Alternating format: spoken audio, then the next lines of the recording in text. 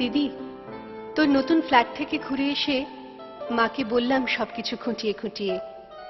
তোর ঝকঝকে মোজাইক মেঝে, ইমালশন লাগানো দেওয়াল, আধুনিক ডাইনিং টেবিল, জানলা দরজায় ঝোলানো দামি পর্দা, এমনকি তোর ব্যালকনিতে রাখা বাহারি পাতার টব, সবকিছুই বললাম মাকে। নগেন দত্ত লেনে আমাদের এই আলো বাতাসহীন একতলার ভাঙা ঘরে বসে মা সব শুনলেন চোখ বুজে। শুনতে শুনতে মার মুখে ফুটে উঠছিল হাসি আর চোখে আসছিল জল। তোর ব্যালকনিতে দাঁড়ালে ছড়িয়ে থাকা শহরটাকে অনেক দূর পর্যন্ত দেখতে পাওয়া যায়। বসবার ঘরের দেওয়ালে নতুন কেনা একটা সুন্দর পেইন্টিং ঘরটাকে কি গাম্ভীর্যে ভরিয়ে তুলেছে।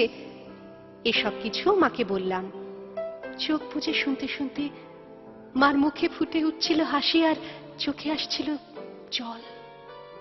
তোর চেহারাটা আগের চেয়ে অনেক ঝকঝকে সুন্দর হয়েছে, ফর্সা হয়ে গেছিস অনেকটা। যদিও তোর হাসিটা আছে ঠিক সেই ছেলেবেলারই মতো। জামাইবাবুর মুখে শুনলাম সামনের পুজোয় তোরা নাকি একেবারে পুরো দক্ষিণ ভারতটাই বেরিয়ে আসবি। মা নগেন দত্ত লেনের অন্ধকার ভাঙাচুরা ঘরে বসে এইসব শুনতে শুনতে হেসেছে। আর কেন জানি না মার চোখে এসেছে জল। সবকিছুই বলেছি দিদি, শুধু তোর ডাইনিং স্পেসে রাখা দুধ সাদা রঙের ওই ফ্রিজটার কথা মাকে বলিনি। তোর বিবাহ বার্ষিকীর উজ্জ্বল সন্ধ্যায় তুই যখন গা ভর্তি গয়নায় অপরূপা হয়ে ফ্রিজের মাথায় হাত রেখে হাসছিলি, তখন যে তোকে কি দারুণ সুন্দর লাগছিল, মাকে বলিনি সে কথাও।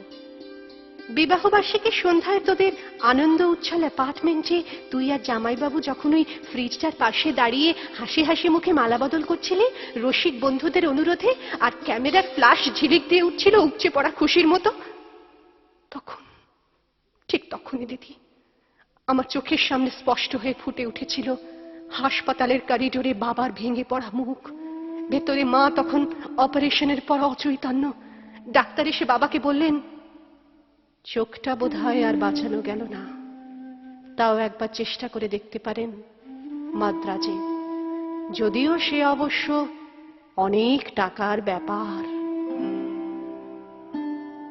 হাঁড়ি কাঠে আটকে পড়া অসহায় পশুর মতো করুণ দেখাচ্ছিল তখন বাবার মুখটা। সিঁড়ি দিয়ে নেমে আসতে আসতে বাবা আমার কাঁধে হাত রেখে বলছিলেন, কমলাকে সারা জীবন শুধু দুঃখ কষ্টই দিলাম, সুখ দিতে পারলাম না। আজ ওর চোখ দুটো চলে গেল, সবই আমার কপাল।